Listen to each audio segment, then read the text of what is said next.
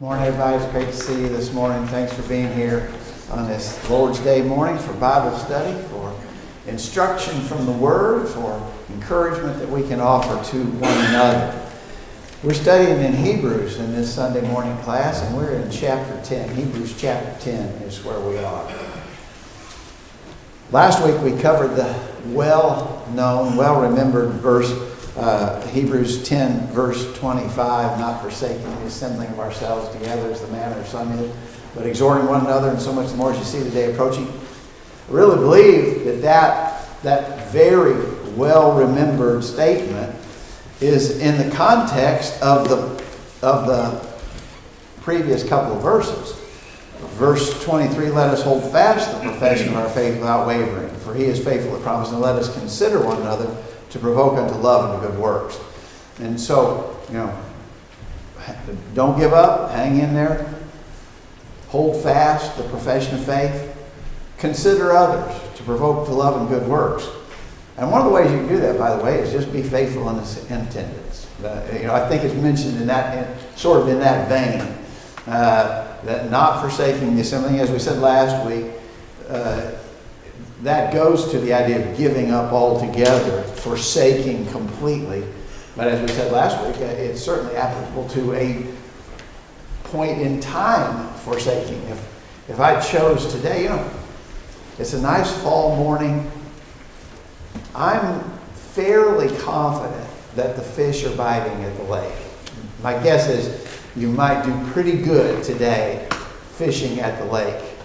I'm going to go fishing. Well, that one point in time decision to forsake the assembling would be a discouragement to my brethren, right? And so he says, don't do that. Encourage one another. Exhort one another. All right. So we went on, and in the context of this, he talked about that if you willfully sin, verse 26, there's no continuing sacrifice for sins. All you have to look forward to, if you decide to. Basically, he's saying to these Jews that he's writing to, if you forsake altogether, all you've got to look for, there's not going to be another sacrifice. There's not anything else coming down the pike. All you have, verse 27, to look forward to is a fearful looking of judgment and fiery indignation. If you forsake the Lord, if you give up to these Jews, he's saying, if you give up and go back to Judaism, really all you got to look forward to, the Lord's not going to offer any new means. There's no new methodology that's coming. This is it. And if you give up on this, all you've got to look forward to is judgment, is what he's saying. And then he draws a parallel from Moses' time. And we were talking about this last week. Verse 28. So let's continue our discussion. Verse 28. Hebrews 10, verse 28. He that despised Moses' law died without mercy under 2 or 3 witnesses. Of how much sore punishment, suppose ye, shall he be thought worthy who hath trodden underfoot the Son of God, and hath counted the blood of the covenant wherewith he was sanctified an unholy thing, and hath done despite unto the Spirit of grace. So he's talking to Jews who knew well the law of Moses and who would have understood that under Moses' law, there were a number of sins that you could commit that were worthy of death. Capital punishment was spelled out in the law of Moses. The death penalty for a number of sins was included in the law of Moses. And his point is, if that was true under Moses, how much sorer punishment, how much worse do you think we deserve if we, notice the description, if we trod underfoot the Son of God, count the blood of the covenant wherewith you're sanctified an unholy thing, do despite to the Spirit of grace. That's pretty serious terminology if you think about it. So, first point, if you died under Moses for committing certain sins, and he says we deserve a sorer punishment, he could only be talking about eternal damnation, right? The only thing worse than a physical death penalty would be an eternal death penalty. And so I think that's what he's talking about here. Tom? I think, there's a lot of, inferences there to, I think the last was, sure. I think that's, this whole conduct is returning. And then he comes through and he brings into that thing the penalty of death under Moses. but he also makes that reference to the knowledge of truth. So, there's that concept of, he's inferring, I believe, blasphemy in this situation. Because if here you had the knowledge of truth, and you were aware that, Christ, and you're going back to something that was, not truthful any longer, then you were committing blasphemy. And, and there's a multitude of witnesses that, you had your confession of faith, there that you said, I believe that Jesus Christ is the Son of God. Now you've gone back. You made that confession in front of witnesses. Now there's a whole host of those that, show, are witnesses to your blasphemy. Okay. So, that it comes into a bigger play. And to the Jews, that really was a strong thing, because blasphemy was, sort of like when we categorize sins, they sort of did the same thing. A murderer was better than a blasphemer under the Jewish law. Okay, blasphemy was a big deal to them for sure. I think we should really seriously consider the description there in verse 29. Because you have known, I have sadly known as well, people who quit serving the Lord. Most often, they just sort of wander away and they're gone. In other words, they don't make a hard and fast determination. I'm quitting. I'm not going to serve the Lord anymore. That usually doesn't. Sometimes I've known of people who did that, who just quit, just out of hand. Just, I'm not doing it anymore. What happens more often is people just gradually fade away and they leave the Lord. But however you do that, notice what you're doing. You have trodden underfoot. First of all, you've trodden underfoot the Son of God. You counted the blood of the covenant wherewith you were sanctified an unholy thing, and you've done despite to the Spirit of grace. I'm telling you what, people need to think about that. I'm convinced that a lot of people think it doesn't really matter what I do. God's not going to punish me anyway. You think God wouldn't punish a person who's trodden underfoot the Son of God, counted the blood of the covenant wherewith he's sanctified an unholy thing, done despite to the Spirit of grace? God's going to punish a person like that. And so when we decide that we're just not going to do it anymore, and we give up one way or the other, either adamantly all at once, or whether we just gradually wander off and leave the faith, when you leave the faith, that's what you're doing. And that's scary terminology. So I'm trotting underfoot the Son of God. I'm trampling on Jesus. And the blood he shed, I have no regard for the blood that he shed. And I despise the work of the Spirit in revealing God's truth. Crazy, serious business here. Monty? Uses the word insult. I think when we use the King James phrase "done despite," that doesn't mean so much to us anymore. But we understand when we've insulted somebody. And when somebody insults us, a lot of times our first response is, I'm going to bust him in the mouth. And we aren't going to slap him across the face with that. They're not going to insult me like that and get away with it. Well, we understand that concept. And so this is what God is saying to us here. When you've insulted the Spirit, you trampled Jesus, you just totally disregarded the value of the blood, where it's just something you walk over and not give any consideration. I mean, there's some things that we won't walk over. We wouldn't walk over the tomb of the unknown soldier. You're not allowed to even walk out in that area because that's a place that's supposed to be respected. But there's other places we just walk on him with complete disregard. So he's saying that you've done everything, gone out of your way to be insulting toward God. You've insulted Jesus, you've insulted God and the plan he's made, you've insulted the Spirit and the work he done, and God's not going to let it go. Yeah, exactly right. Again, we always have to be reminded that people to whom these warnings were originally stated, to those people, they were Jews tempted to go back under Judaism.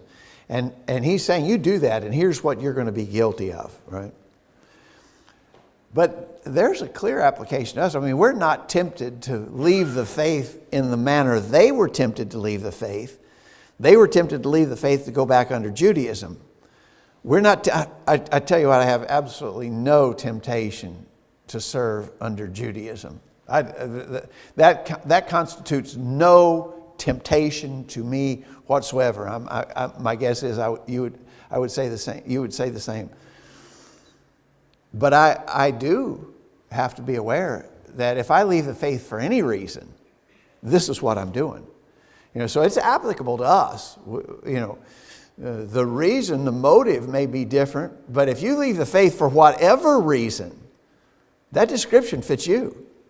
And I'm sad to say, through the years, I've known people that this description would have to fit because they have left the faith. They're not serving the Lord anymore. And when you leave the faith, that's your description.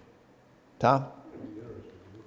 A lot of the denomination, rather look at that, they don't see that Jewish, religion as a real conflict to Christianity. In fact, they sort of embrace it a little bit. Well, the Pope said so. But they embrace it because they're looking at premillennial, that Christ has to come and rule in Jerusalem. So they're sort of equating the two together. Even today, if you really boil down and start looking at a lot of the concepts, you can go through and read a lot of papers and different things and people that profess to be Christians and things, but they're tied to the Jewish nation and that reestablishment of Jerusalem and the throne of David. And all I that. think the Pope came out not too long ago and said that we should stop trying to convert Jews. Really, but I think that and I've mentioned this before. I think it's clear he's not saying, well, if you all choose to go back to Judaism, you'd be going backwards. You'd be making a bad choice. I guess go ahead and do it if you're going to do it, because it's kind of silly to go back under an inferior system. But if you're going to, okay. No, he's saying that's not an option. That's totally not going to work. You're going to be trotting underfoot the Son of Man, Son of God, disregarding the blood, insulting the Spirit. Can't do it. Anybody else? Any thoughts here? Anybody? All right, so verse 30. For we know him that said, vengeance belongeth unto me, I will recompense, saith the Lord. And again, the Lord shall judge his people. It is a fearful thing to fall into the hands of the living God. He quotes here from Deuteronomy 32, I think, verses 35 and 36, about vengeance belongeth to me, I will recompense, saith the Lord shall judge his people. Too many folks don't keep this descriptive of God in mind. God will do vengeance on those who violate his law. The tendency is that all we want to think about concerning God is that he's a loving God. Well, he is a loving God. I mean, incredibly so. But he's also a God who will do justice. And he says, the vengeance is mine. I will repay. Don't miss the phraseology there. It's a fearful thing to fall into the hands of the living God. People need to be made aware of that. Tom? I think you go back and look at that context where it was written. Well, these people had come down. Moses had come down off the mount, Mount Sinai, given the law, and they were, basically serving other gods at the time. And the ground opened up and swallowed a bunch of them up. The sons of Levi went through the sword and annihilated a bunch of them. They were out in other places, and they were bitten by serpents, and a lot of them died there if they didn't turn and do what God told them to. They were forced to walk in the wilderness for 40 years because they didn't listen to him and things. He's bringing back remembrance to them that this is the way God is to the people that didn't serve him. And it really particular to these that are trying to go back to Judaism. Yeah. It's very big picture. We commonly hear people say it's wrong to use fear motivation to get people to serve God. You shouldn't do that. You absolutely should not try to use fear as a motivator to make people serve God. Well, if that is true, the inspired Hebrew writer didn't know it, right? Because that's exactly what he's doing here, right? It's a fearful thing to fall into the hands of the living God. He clearly was using fear motivation. And so we're not doing anything wrong when we use fear motivation. And in fact, if we don't include that in our message, we're not preaching the whole counsel of God. Now, should we talk about the love of God? Well, of course we should. Definitely we should. I'll tell you, we're not covering all the bases if we don't talk about it's a fearful thing to fall in the hands of the living God. Mike? Say somewhere, we persuade men through fear. Yeah, knowing the terror of the Lord, we persuade men. Paul said that. I ought to be able to tell where that is. What is it? 2 Corinthians chapter 5. Okay, Bob's got it. Yeah. Knowing the terror of the Lord, we persuade men. Right. Monty? Quite often in the Bible it refers to us in our relationship as God as we're children of God. Well, as parents, when we have children, pretty early on we have to start punishing them for things they do. And when they're little, we might just pop their hand or something. But they learn to be obedient to us out of fear of that amount of pain that they perceive as a reward for doing something they shouldn't do. And then they learn to respect us, and then they learn to love us and do what we ask because of that love. And that, I think, properly describes our relationship with God. Probably for most of us, when we first became Christians and obeyed the gospel, it wasn't out of a deep, abiding, long-held love and respect for God. It's because we didn't want to go to hell. And then we learned to respect Him and do what He asked us out of respect, not so much out of fear, but out of respect. And then as we mature as Christians, we learn to obey God because we have that deep and abiding love for Him that we want to be pleasing to Him. And so that same relationship is engaged when we preach the fear of God. We're going to learn. That's how we start out learning about obedience to God, and then we progress through it. I think you're exactly right. All right, so don't give up. First warning is remember the fear of the Lord. He moves to a different motivation. All of this in the vein of don't give up. But notice verse 32 he kind of changes and makes another argument. Call to remembrance the former days in which after you were illuminated you endured a great fight of affliction, partly whilst you were made a gazing stock, both by reproaches and affliction, and partly whilst you became companions of them that were so used. For ye had compassion of me and my bonds, and took joyfully the spoiling of your goods, knowing in yourselves that ye have in heaven a better and enduring substance. All right. How would you, I've got in mind how I would characterize this argument. He's making an argument here why you shouldn't quit. How would you characterize the argument that he's making? Tom? One is they went through and they endured a lot of ridicule and suffering and various things, basically from the system that they're trying to go back to. It's sort of sort of like that dog returning to the vomit. Okay. Analogy that is, there in James or whatever. But he's basically saying the same thing. Here you went through, you lost property, you were in prison, there were some that were put to death. We go through, we read the book of Acts and we see all that happening and things. That's what he's going through and describing there. That they went through all that. And now you're wanting to go back to that. Well, you're right. You basically say you're going back to the system that has been persecuting you. I think that's true. But you were touching on what I think is his argument here. Monty, what were you going to say? To me, it would be saying you went through all this stuff, and if you go back and just throw it all away, you did it for nothing. Yeah. I think that's the argument he's making, is that you've made an investment. Don't throw your investment away. So, I'm driving my old car, and she quits on me. That makes me so mad. I need to get someplace urgently, and now this old rattle trap has broken down and left me on the side of the road. You know what I'm tempted to do? It happens that where I'm broke down it drops off the side of the hill pretty steeply there. And I'm just tempted to push this thing off the side of the hill and forget it. But wait a minute.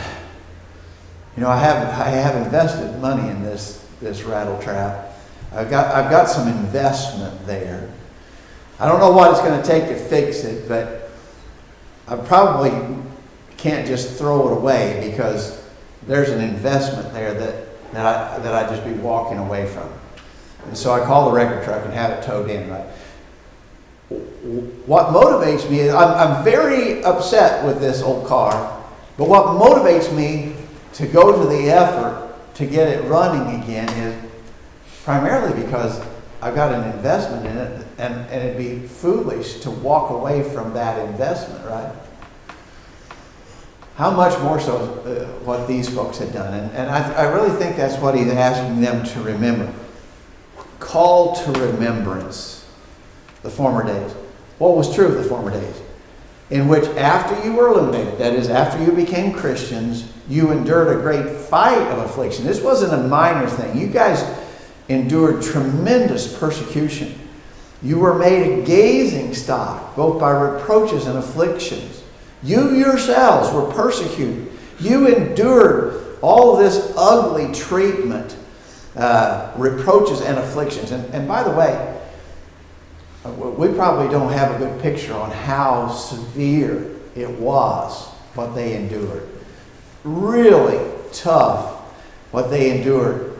You endured reproaches and affliction, and you became companions of those who were so used. In other words, it wasn't you suffered this, and you knew a lot of people close to you who also were suffering these same horrible hardships.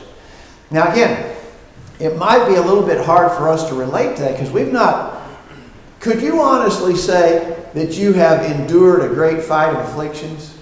I don't feel I could honestly say that because we've lived in a place where we've had freedom and really no opposition to our religious practice. I mean, we might have been ridiculed or belittled a little, but you couldn't honestly say that where we are and where we live and the time we live in, that we have endured a great fight of affliction. We haven't. They had. And so they had been through this. They had paid this price. They had dear friends and relatives who had paid this price. And he's basically saying, don't just throw that investment away. Don't walk away from what you've already invested in serving the Lord Jesus Christ. And then he mentions himself. The Hebrew writer mentions himself personally as one that they had been in company with.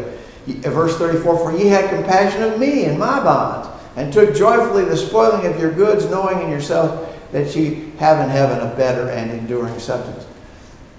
I think clearly verse 34 is one of those verses that make a lot of folks feel strongly that Paul is the author of the book of Hebrews. We talked, when we introduced the book, we won't go back to that, but when we introduced the book, we talked about the pros and cons of that argumentation. But that certainly sounds like Paul. At least whoever's writing this had not only been persecuted, but notice, compassion in my bonds. Whoever's writing this had actually been imprisoned over the faith. And so again, that sort of sounds like it could be Paul. But notice what they had also done. They took joyfully the spoiling of your goods. How would you feel if the government turned on us and said, we're taking your property. We're confiscating your house and your grounds. We're taking your personal property. We're throwing you in jail and we're confiscating all that you have because we're not going to tolerate this Christianity business. You Christians are going to be, you're going to be thrown in jail and everything you own is going to be confiscated. How would you feel about that? Well, he says you took joyfully the spoiling of your goods. What? They would be joyful when they were suffering that kind of incredible persecution? How could you be joyful? He says, knowing in yourselves that you have in heaven a better and enduring substance. You can throw me in jail and you can take everything I own, but you can't take heaven away from me. That's the way they were looking at it. I'll tell you, that's some mature Christianity right there, isn't it? That's some really mature Christianity. Could we do that? You think we could do that? I don't know. I don't know. We've never been tested like that. You think we could do that? That's what they said. Well, yeah, you can take everything we own. You can throw us in jail, but you can't take heaven away from us. Amazing. That's amazing. Really, when you think about it, that's amazing. And these are, and by the way, that description is not of people that we know of. That description is of Christians in the first century. We don't even know their names. We don't know anything about them other than that kind of a description of their steadfast faith and their endurance through persecution. It's incredible. Thoughts or comments? Tom? There's a New American school uses a better possession than the lasting word. It doesn't, explicitly mention heaven. So, there's some interpretation there. What does it say? It says a better possession and a lasting. So do not throw away your confidence for such a great reward. Yeah. I don't think it could be referring to anything other than heaven. But there are a lot of, like Jehovah's Witnesses and everything that, that would be a little bit different to what they're looking, because they're not looking for, it's supposedly a lasting one, but it's not that reward. In heaven. Yeah. It's there. Yeah. Maybe so. I've never heard him make that argument from that verse, but The New King anyway. James specifies in heaven. Says what? New King James specifies in heaven. Yeah, and the King James does here too. You have in heaven a better and enduring substance. Alex? I think this is a great passage to show the effect of hope, how it helps us to persevere through difficulties and even do it with joy. And you see the same thing in 1 Peter 1, how despite their tribulations, they were able to rejoice because they had a hope that was, as 1 Peter 1 verse 4 talks about, that it doesn't fade away. Yeah. I've always thought that in Acts chapter 9, when the Lord appeared to Saul of Tarsus on the road to Damascus, he said to Saul, "It's hard for thee to kick against the pricks." So something was poking at Saul of Tarsus, the Apostle Paul. While he was persecuting Christians, something was poking at him. Something was really trying, and it might have been a number of things, but I've always wondered if one of the things that was poking at him was, what about these Christians? We're tormenting them, we're persecuting, we're killing them, and they keep on, and they seem happy about it. How do they do that? I think it's because they had this grasp of, this is all temporary, heaven's eternal. One of our problems, I really think this, one of our problems is our prosperity. We are so prosperous that we become attached to this present world and we lose affection for heaven. We've got so much. These people didn't have anything. And so maybe they weren't tempted like we are to be so attached to what we have. We're so attached to what we have, and we have so much. It makes us hard to keep our eye on heaven. They weren't so materially blessed. And so you could take their stuff away. They're not going to forget about heaven. Maybe our prosperity, I heard a preacher once say, we're drowning in a tub of butter. We've got so much that it maybe stifles our longing and desire for heaven. Maybe we don't want it so bad because we got it so good here. That's a possible danger, I think. Mike? Well, we're just strangers and pilgrims here. In other words, we're just passing through, and these people they can see afar off. They could. And it's true of us. You're exactly right. It's true of us, but it's a little hard for us to stay focused on that reality. I think you're right, Tom. One time we sort of picture a lot of these early Christians as poor paupers that really didn't have anything, but that wasn't the picture we had painted there when the church first started. They were selling their homes and their possessions and different things and sharing one another. They had a certain level of prosperity that they were enjoying, and so and we know there were some wealthy Christians. Yeah. But I would say, on average, didn't hold a candle to us. They didn't have anything, that they just basically had the clothes on their back. Yeah. You know, there were things in their relative time, their prosperity was, fairly decent. Even under the Roman government, they had, a certain amount of things that they go through, but they still had that, land inheritance type thing from, that was passed from family to family on different things. That was still all in place. But when they moved out and under this pure persecution, that could be removed from them. And that's what was being happening, to some of these Christians. Okay.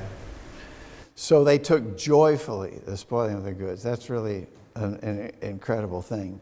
But the reason why is because they kept their eye on heaven. So he says, verse 35, cast not away therefore your confidence, which hath great recompense of reward. For ye have need of patience, that after ye have done the will of God, ye might receive the promise. For yet a little while, and he that shall come and will not tarry. Now the just shall live by faith, but if any man draw back, my soul shall have no pleasure in him. But we are not of them who draw back into perdition, but of them that believe to the saving of the soul. So he's basically concluding his argumentation here. Don't throw it all away. Just don't throw it all away. Remember who he's writing to. We keep repeating that as we study through this book. Don't throw it all away. Because there's a great reward. There's a great coming reward. There's a great recompense of reward, he says. Don't throw it all away. You need patience. You need patience. You've done the will of God. Now you need patience in order to receive the promise. That's a pretty good argument against once saved, always saved, isn't it? These people had paid the price, but you need to patiently, you could throw it away. You've paid the price, but don't throw it away. You need to patiently endure. You need patience that having done the will of God, you will receive the promise. Well, if I've done the will of God and I'm once saved, always saved, won't I receive the promise no matter what? No, you need patience that after having done the will of God, you will receive the promise. It's just a little while, and he that shall come will come. He will not tarry. Was the Hebrew writer here predicting the imminent return of Jesus? Was the Hebrew writer expecting that? And of course, he's writing, we think, in the mid to late 60s AD. Is he predicting that the Lord's going to come in final judgment soon? Is he potentially talking there about the imminent destruction of Jerusalem? That was on the near horizon, right? That was on the near horizon. What do you think? What do you think he's talking about? He that shall come, will come. Monty? Well, I don't think he's talking about the imminent coming of Jesus, because obviously it's been 2,000 years since then, and he hasn't come back yet. It could have had some reference to the destruction of Jerusalem, but I think as it would apply to them, it would apply to us. We're not any of us going to live forever. Yeah. And the older we get, we recognize that our end is coming sooner than later. So wherever you are in life, it's getting closer to time, and you run this far in the race, don't give up. I mean, we used to, when I watched like the Daytona 500 or whatever, big automobile race, you see somebody that's led most of the race, he's doing really good, and he runs out of gas just before he gets to the finish line, and somebody passes him. Yeah. He lost because he wasn't adequately prepared. And so that's what he's telling them. This isn't a sprint. This isn't a drag race. This is a distance marathon type race, and you've got to be prepared to go all the way to the finish. Yeah. And so you've made a big investment.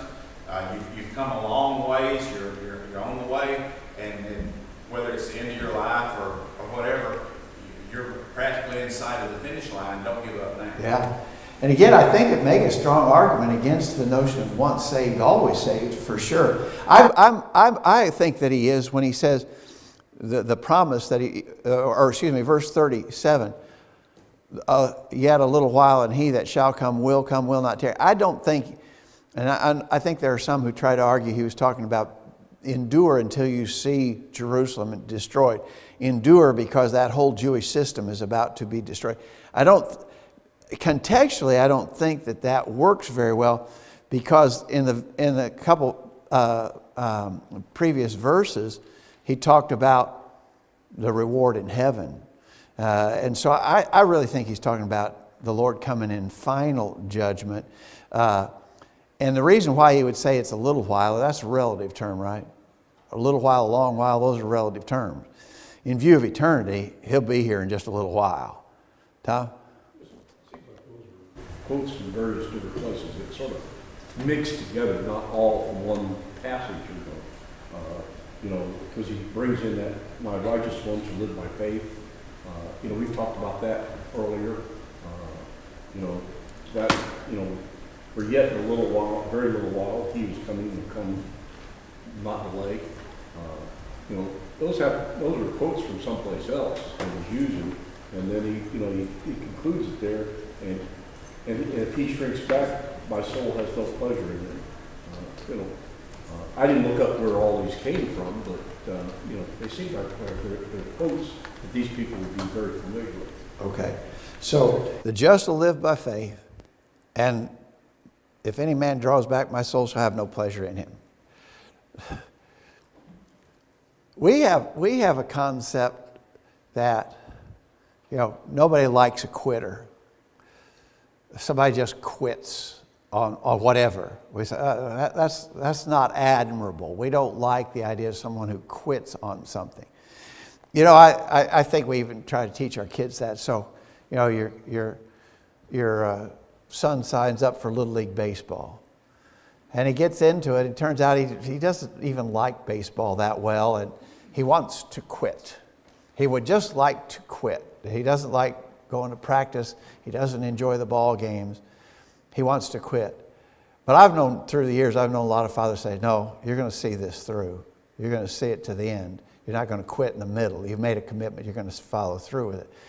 And that's a worthy lesson that we teach our kids. You commit to something, you follow through. You commit to something, you finish what you started. And that's really the kind of argument here. And what we understand from it is that the Lord sees it that way. If any man draw back, my soul shall have no pleasure in him. So the idea is finish what you started, right? Don't start and then quit. Don't be a quitter. Well, that's probably how we say, don't be a quitter. But he says, and then the chapter concludes at verse 39, but we are not of them who draw back unto perdition, but of them that believe unto the saving of the soul. He sort of speaks encouragingly to include them with himself. We're not that kind of people. We're not like that. We don't quit. We see it through. We are not of them that draw back to perdition. What does the word perdition mean there? Destruction. We don't say perdition. We are not of them who draw back into destruction. It would be a destructive thing to draw back. But we are of them that believe to the saving of the soul. Interesting. Believe to the saving of the soul means sticking with it, doesn't it? To believe to the saving of the soul clearly means that's a faith that sees you through to the end. That's not a once saved, always saved kind of thing. That's a faith that endures to the end. Alex, I saw your hand.